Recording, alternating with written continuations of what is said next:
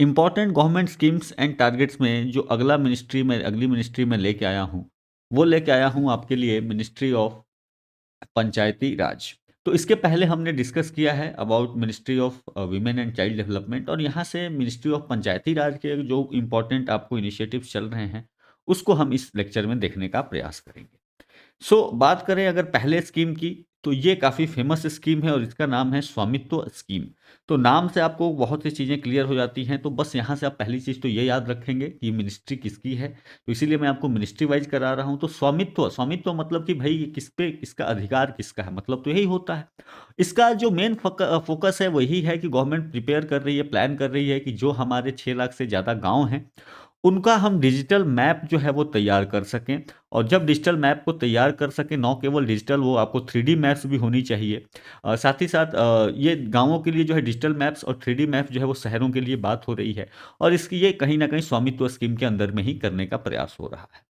साथ ही साथ ध्यान रखेंगे, मेन इसकी नोडल मिनिस्ट्री मिनिस्ट्री ऑफ पंचायती राज है।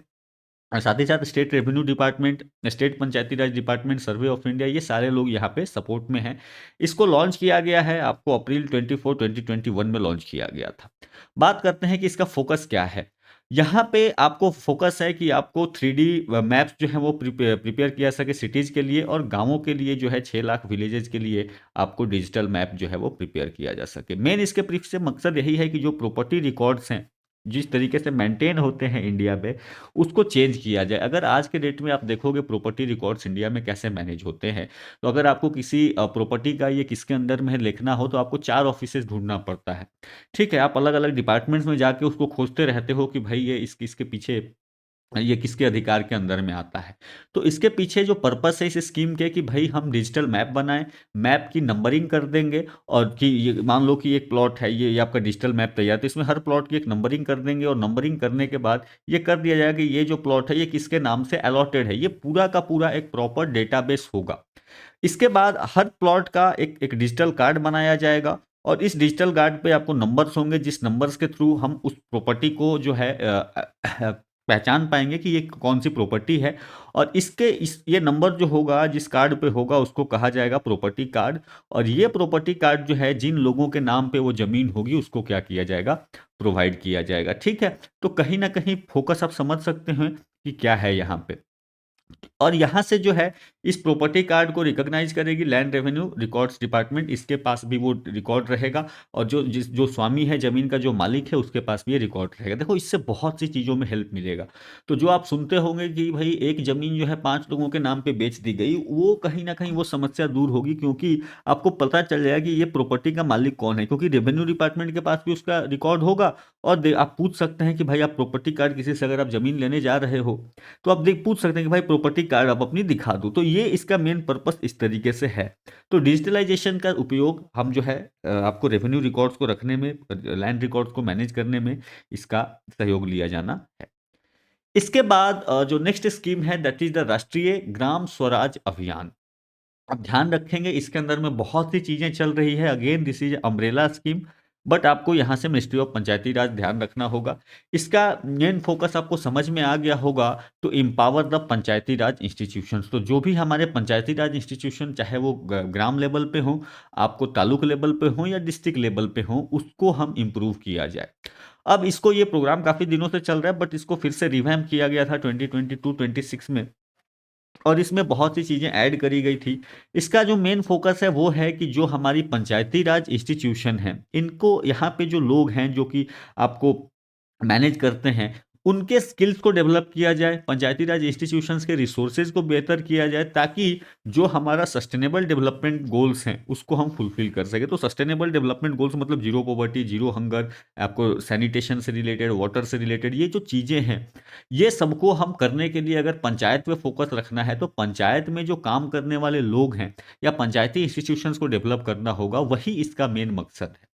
यहाँ पे जो है, तो आप देख सकते हो कि जो सैनिटेशन, एजुकेशन, हेल्थ केयर जैसी जो चीज़ें हैं, उसको हम जो है ग्रामीण लेवल पे अगर उसको टारगेट करें, तो टारगेट करने के लिए हमें इंस्टीट्यूशंस को बेहतर करना पड़ेगा। वही बात जो है यहाँ पे हो रही है। और इसी वजह से जो इलेक्टेड रिप्रेजेंटेटिव्स हैं, जो लोग चुने जाते हैं, उनको ट्रेनिंग दी जाती है, सपोर्ट, मदद करी जाती है।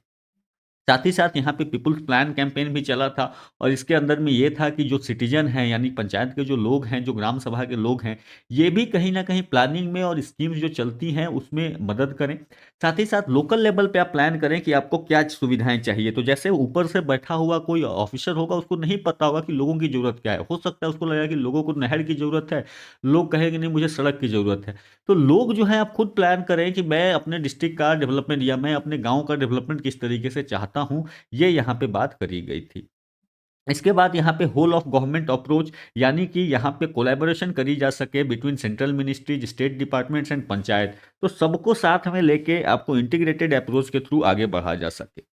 इसके जो अगर की फीचर्स देखेंगे तो फाइनेंशियल असिस्टेंस की बात करी गई है, तो यहाँ पे जो है ग्रांट्स दी जाते हैं for capacity building, training and other initiatives. साथ ही साथ यहाँ पे थीमेटिक एरिया यानी एक-एक थीम पे जैसे कि पॉवर्टी एलिवेशन तो हमने बात करी ना जो सस्टेनेबल डेवलपमेंट गोल्स हैं, तो उसके अंदर बहुत सारे थीम्स हैं।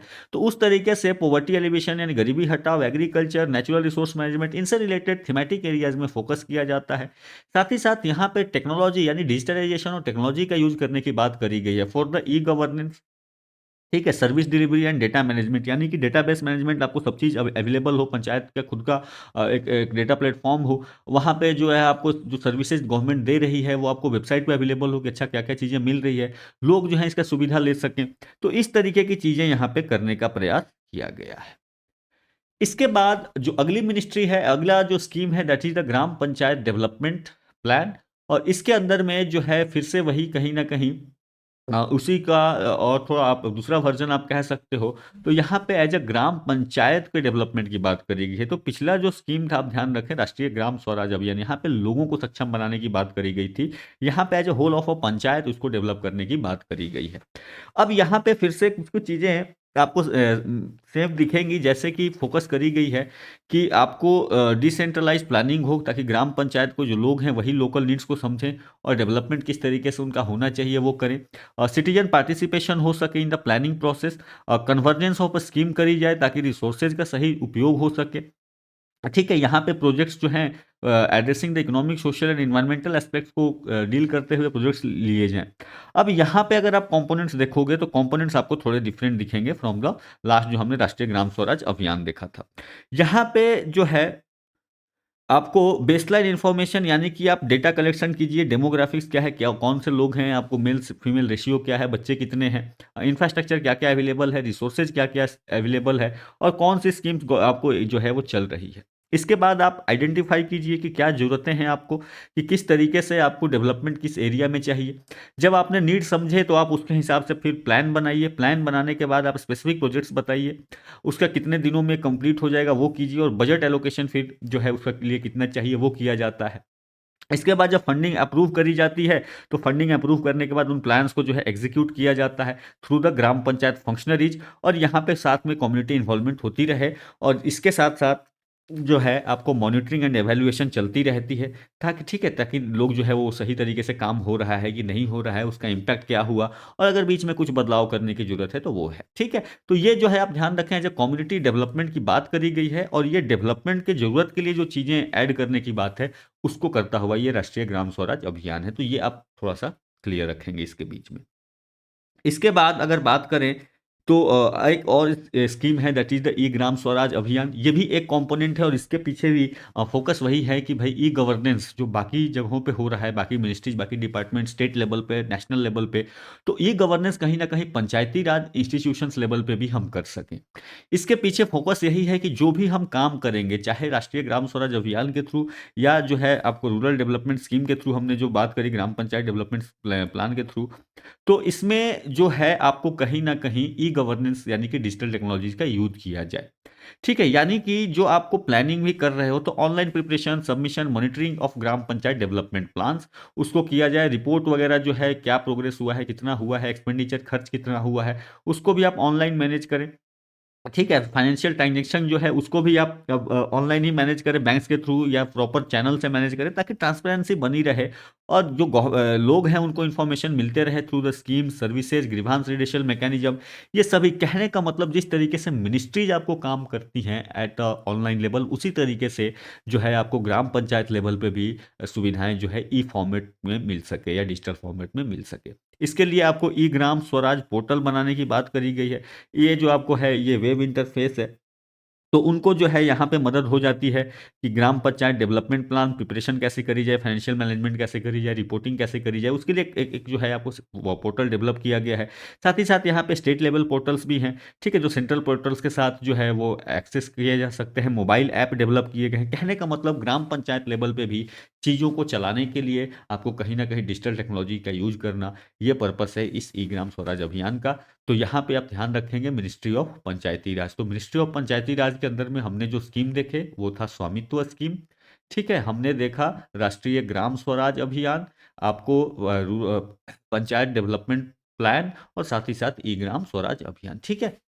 तो ये मेजर स्कीम्स हमारे रहेंगे, और ये जो है आप इसको कवर करें। सो आई होप कि आपको ये लेक्चर समझ में आया हो। आप हमें फॉलो कर सकते हैं टेलीग्राम पे, आपको इन डिस्कशंस की पीडीएफ मिल जाएगी। साथ ही साथ you can also follow us on social media handles. So आप हमें शेयर कर सकते हैं, लाइक कर सकते हैं, सब्सक्राइब कर सकते हैं, एंड आई होप कि आपको ये लेक्चर समझ में आया होगा। So keep studying, have a good day and thank you.